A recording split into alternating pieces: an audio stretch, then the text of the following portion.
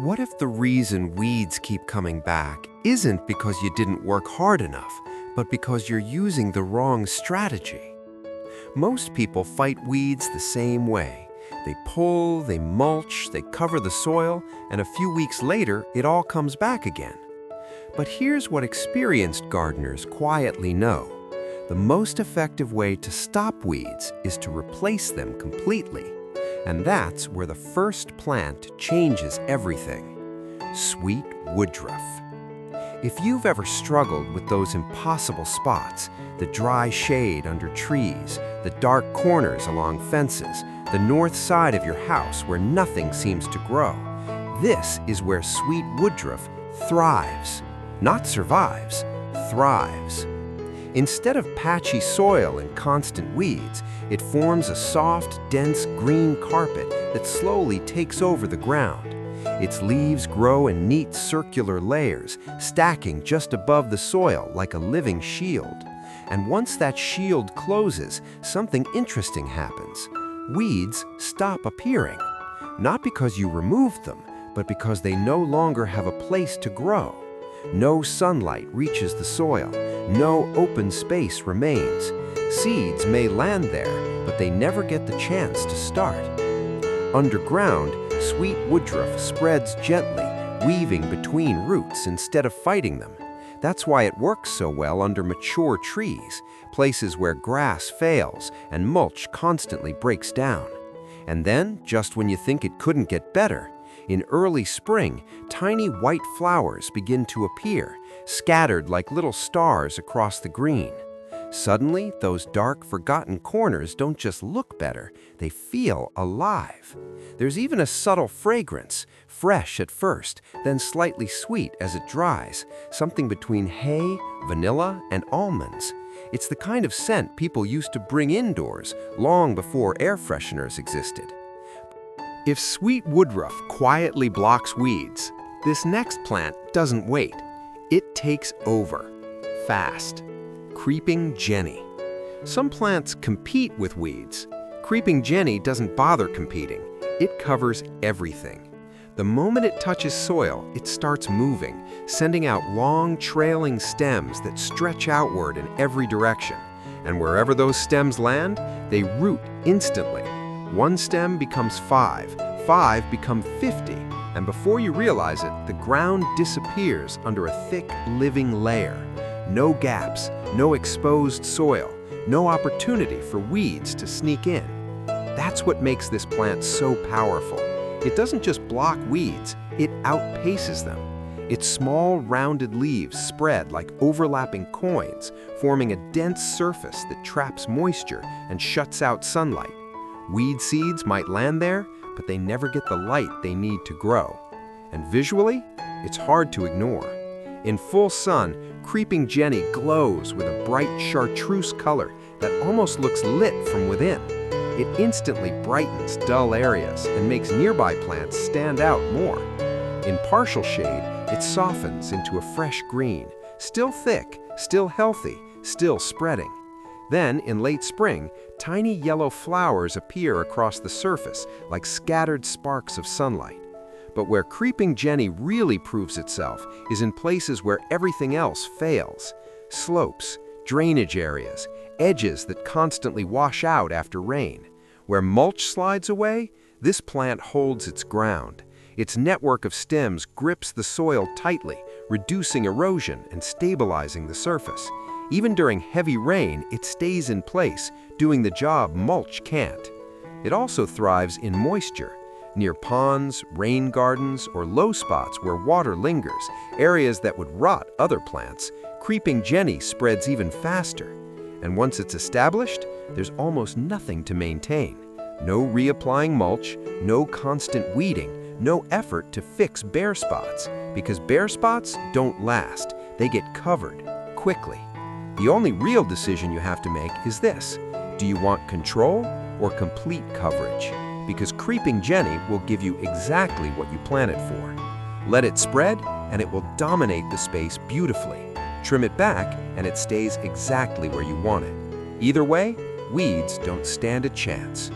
And if you think this one spreads fast, The next plant is even more deceptive. It starts slow, almost unnoticed, but once it settles in, it becomes nearly impossible for weeds to come back. Some plants rush in fast. This one plays the long game. At first, you might not even notice it doing much. Give it a little time, and suddenly everything changes. Ajuga, also known as bugleweed, though there's nothing weak about it. When you first plant Ajuga, it stays low, quiet, compact, almost unassuming. But just beneath that calm surface, it's already spreading, slowly, steadily, with purpose. It sends out creeping runners just above the soil, thin, subtle extensions that move outward in all directions, and wherever they settle, new plants begin to form. One patch becomes many, many begin to connect, until the entire surface locks together into a tight, living carpet. And once that happens, the soil disappears, and with it, the weeds. Because Ajuga doesn't just cover the ground, it seals it.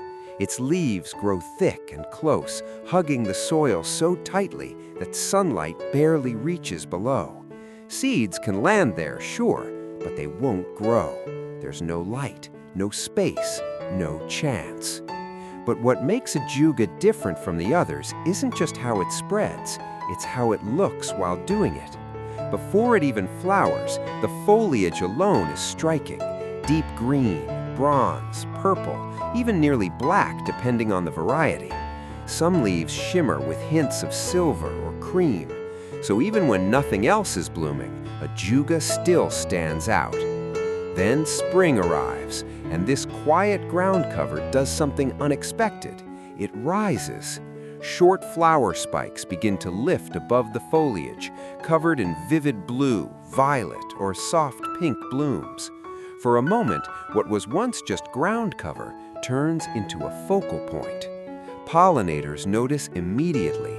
Bees arrive early in the season, drawn to a reliable source of nectar when many plants are still waking up. But Ajuga's real strength shows up in the toughest spots.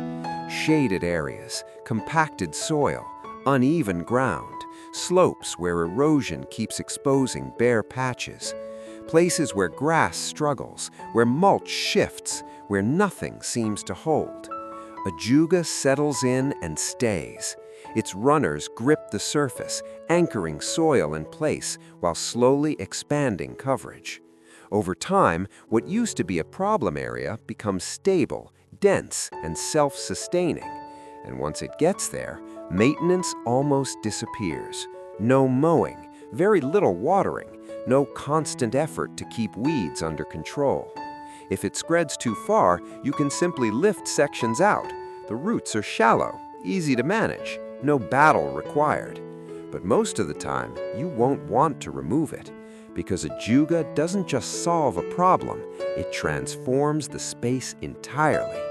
And just when you think you've seen the most efficient way to eliminate weeds, the next plant adds something Ajuga doesn't have: fragrance. Not just a little, but something you can actually smell every time you walk by. So far, these plants have done one thing incredibly well. They remove weeds by taking over the ground. But this next one, it does something more. You don't just see it, you experience it. Creeping thyme. At first glance, it looks simple, low, compact, almost delicate. But don't let that fool you. Once it starts spreading, it forms a tight, interwoven layer that hugs the soil closely, sealing it off from sunlight and quietly preventing weeds from ever getting started. No light, no gaps, no weeds. But that's only half the story, because creeping thyme isn't just functional, it's interactive. Step on it, or even brush past it on a warm day, and it releases a rich herbal fragrance into the air. Suddenly, a simple garden path turns into something more. Not just a place you walk through, but something you actually feel. That's what makes it perfect for areas you use every day. between stepping stones, along pathways, around patios, even in cracks where grass refuses to grow. Places where other ground covers might get damaged, creeping thyme thrives. It stays low, usually just a few inches tall, so it never gets in the way. And unlike grass, it never needs mowing, ever. Then, just as it fully settles in, it changes again. In late spring and early summer, the green disappears beneath a blanket of tiny blooms, pink, lavender, deep purple, spreading across the ground like a living mosaic. From a distance, it looks like color has been poured over the landscape. Up close, it's alive with movement. Bees, butterflies, pollinators everywhere. It becomes one of the most active and vibrant parts of your garden without you having to do anything extra. And here's where creeping thyme quietly outperforms almost everything else. It prefers poor conditions, dry soil, rocky ground, full sun, low nutrients. The kind of places where other plants struggle, it thrives. In fact, the harsher the environment, the denser and more effective it becomes. Too much water or fertilizer actually weakens it, making it looser, less compact, and less effective at blocking weeds. But leave it alone, it tightens, spreads, seals the ground even more with time. No mulch to replace, no watering routine to manage, no constant upkeep. Just a living surface that becomes stronger every season. Creeping thyme doesn't aggressively attack weeds like some fast spreaders. It does something smarter. It simply takes away every condition weeds need to survive. And in that environment, weeds don't fight back. They just disappear. But if you think thriving in dry, harsh conditions is impressive, the next plant takes it even further. It doesn't just survive extreme environments, it was built for them. Some plants adapt to tough conditions. This one is designed for them. When the sun is relentless, when the soil is dry, thin, or full of rocks, when everything else starts to struggle, Sedum thrives. No extra care, no constant watering, no effort to keep it alive. Because Sedum doesn't depend on perfect conditions, it creates its own advantage. As a succulent, its thick, fleshy leaves store water, holding on to moisture long after the soil has dried out. While most plants begin to weaken under heat and drought, Sedum stays steady, and that changes everything. Because weeds rely on one thing to survive: consistency. Consistent moisture, consistent access to light, consistent open space. Sedum quietly removes all three. It grows low and dense, spreading outward in tight clusters that press directly against the soil. Over time, these clusters connect, forming a continuous living surface that blocks sunlight almost completely. From above, it looks soft and textured, but underneath, it's sealed. Weed seeds may land there, but they find dry soil, limited light, no room to grow, and they fail. What makes Sedum different from faster spreaders is its approach. It doesn't rush, it locks in place. Once it covers an area, it stays. No shifting, no thinning out, no seasonal breakdown like mulch. Just steady, reliable coverage that improves year after year. And visually, it brings something completely unique. Instead of thin leaves or trailing stems, Sedum forms a mosaic of small, sculpted shapes: greens, blues, silvers, sometimes even deep reds depending on the variety. Then, from summer into fall, clusters of star-shaped flowers begin to rise just above the surface. Pink, yellow, white, red, subtle at first, then suddenly everywhere. In spaces that once looked dry and lifeless, you get color, movement, pollinators returning. But Sedum's real advantage shows up where nothing else holds. Gravel beds, rock gardens, slopes and embankments, driveway edges, rooftop plantings, places where mulch blows away, washes out, or simply disappears over time. Sedum stays exactly where you put it. Its shallow but widespread roots anchor into the soil, stabilizing the surface and reducing erosion without needing constant replacement. And once it's established, you almost forget it's there. No fertilizer, almost no watering, no seasonal maintenance. It just continues doing its job, quietly, efficiently, without interruption. This isn't fast coverage, this is permanent coverage, and in the long run, that's even more powerful. But if you need something that doesn't just handle sun, something that dominates in shade, stays green all year, and keeps working even when everything else goes dormant, the next plant does exactly that. Most ground covers have one weakness. At some point in the year, they disappear. Leaves drop, growth slows, the soil is exposed again, and that's when weeds come back. But this plant, it never leaves. Vinca minor, also known as periwinkle. If you're dealing with shaded areas that feel impossible to maintain, this is where Vinca quietly takes control and never gives it back. From the moment it begins to spread, it sends out long, trailing stems that glide across the surface, and wherever those stems touch the soil, they root, not aggressively, but consistently. Over time, those connections build into something dense, interwoven, almost fabric-like, a living layer that covers the ground so completely there's simply nowhere for weeds to begin. But what makes Vinca different from almost everything else on this list is this: it doesn't disappear when seasons change. Its leaves stay green, through heat, through cold, through the months when other plants fade away and leave gaps behind. There's no reset period where weeds get a second chance. The soil stays covered all year.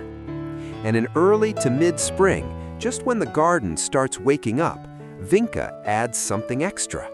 Soft blue, violet, sometimes pale purple flowers appear across the surface, like scattered color resting on top of deep green leaves. In places that usually feel dark or empty, under trees, along fences, beside buildings, it brings light back into the space. But the real reason gardeners rely on Vinca isn't just how it looks, it's where it works. Heavy shade, root competition from large trees, slopes that are hard to stabilize, edges where mulch constantly breaks down. These are problem areas, and Vinca turns them into permanent coverage. Its root system helps anchor the soil, reducing erosion over time. Its foliage blocks light before weeds ever get started. And because it spreads steadily, not aggressively, it fills space without becoming chaotic. Once it settles in, there's very little left to do. No regular fertilizing, no constant watering, no seasonal replacement. Maybe an occasional trim just to keep it where you want it. That's it. Plant it once, let it establish, and for years, sometimes decades, it continues doing the same job, protecting the soil, holding moisture, keeping weeds out before they even begin. It doesn't fight weeds, it removes their opportunity entirely. And now, we get to the final plant on this list, the one that doesn't just cover soil, but actually improves it while it grows. Up to this point, every plant on this list has done one thing well. They block weeds by covering the soil. But this last one, it goes further. It doesn't just protect your garden, it improves it. Clover. Most people see clover and think one thing: weed, something to remove, something that doesn't belong. But when you plant it intentionally, everything changes. Because clover doesn't just compete with weeds, it reshapes the entire environment they depend on. Like the others, it forms a dense, low-growing layer that hugs the ground. Once it fills in, sunlight can't reach the soil surface. And without light, weeds never get the signal to grow. But that's just the beginning. Underneath the surface, something far more powerful is happening. Clover partners with beneficial bacteria along its roots, capturing nitrogen directly from the air and converting it into nutrients stored in the soil. In simple terms, it feeds the ground while it covers it. No fertilizer needed. That nitrogen becomes available to nearby plants, vegetables, fruit trees, shrubs. Everything around it benefits. Stronger growth, deeper color, healthier plants overall. So instead of just preventing weeds, Clover upgrades the entire system, and it does it quietly, consistently, without extra work. That's what makes it so effective in places like garden beds, orchards, around fruit trees, between rows of vegetables, even lawns and walkways, anywhere you want coverage without constant maintenance. And unlike traditional grass, Clover is built to handle stress. Its roots reach deeper into the soil, allowing it to stay green longer during dry periods. It recovers faster from heat. It tolerates foot traffic surprisingly well, especially low-growing varieties like white clover or micro clover. And maintenance? Almost nothing. No constant mowing, no fertilizing, no chemical treatments. In fact, the less you interfere with it, the better it performs. Then come the flowers, small, soft blooms that might seem simple at first, but they're packed with nectar. Bees, butterflies, and beneficial insects are drawn to them constantly.